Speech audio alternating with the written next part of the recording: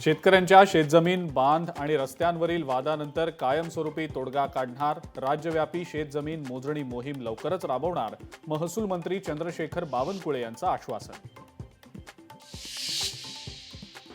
नांदेडमधील प्रसिद्ध माहूरच्या डोंगर दऱ्यातील धबधबे प्रवाहित. धबधब्यांचं विहंगम दृश्य पाहण्यासाठी पर्यटकांची होतीये मोठी गर्दी.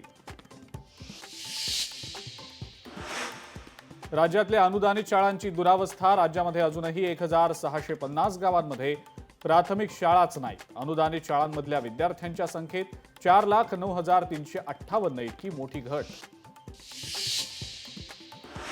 बुलढाणा आदिवासी आश्रमशाळेमध्ये 13 जणांना विषबाधा. पैनगंगा आदिवासी आश्रमशाळेतल्या विद्यार्थिनींना विषबाधा.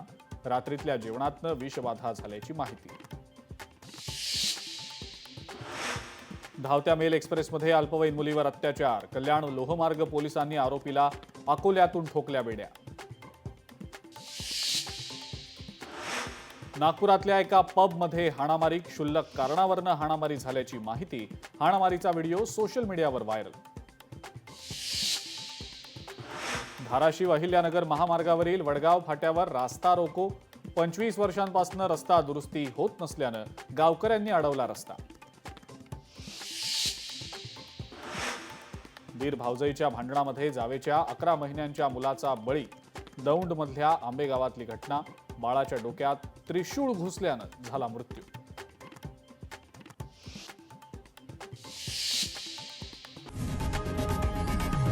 लोकशाही मराठी ऐका, पहा, जागरूक रहा.